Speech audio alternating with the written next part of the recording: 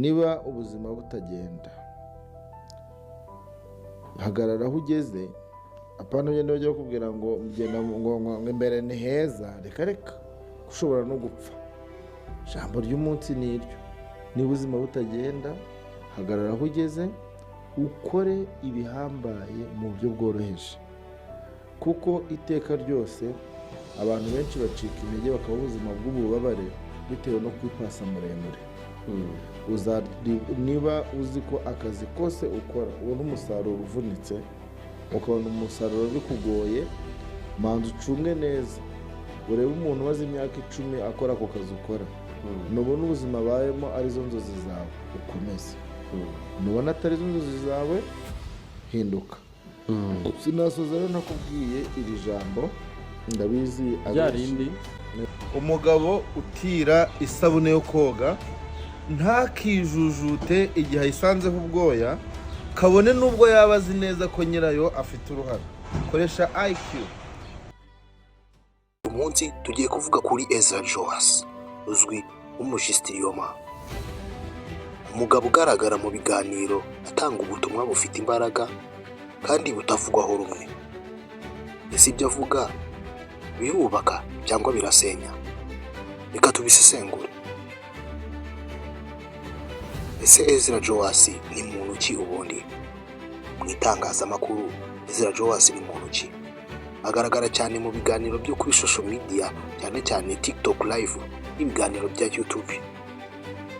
Avuga ku rukundo n'imibanire, imyitwarire y'abagabo n'abagore, inshingano z'umugabo mu muryango,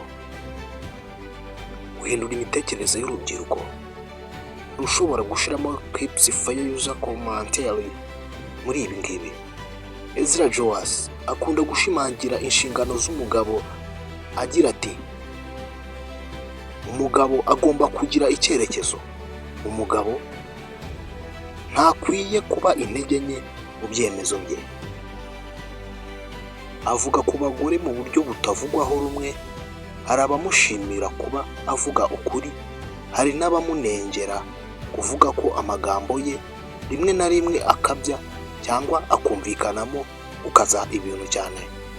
Aha ushobora kubaza ati, ese kuvuga ukuri bisaba gukaza amagambo cyangwa uburyo bwo kuvuga nibwo bugena uko byakirwa? Ezra Joas ari mu bantu badatinya kuvuga ibitekerezo byabo kandi batinya kunengwa. Bahitamo kuba direct aho kuba diplomatique. Ikibazo gikomeye ni iki ngiki: ese ubutumwa bwe bugira ingaruka nziza ku rubyiruko?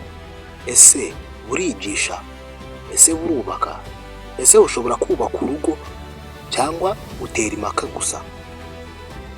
Soza, ukuri nuko Ezra Joas atari umuntu uca bugufi mu magambo, ariko mu isi ya social media abantu bakurura cyane ni abavuga ibintu bituma abantu batekereza neza. None se wowe ubitekerezaho iki? Ese Ezra Joas ni umwigisha w'ukuri cyangwa ni umuntu ushaka impaka? Ndabashimiye, nge nitwa Olivier, no mu kiganiro cy'ubutaha.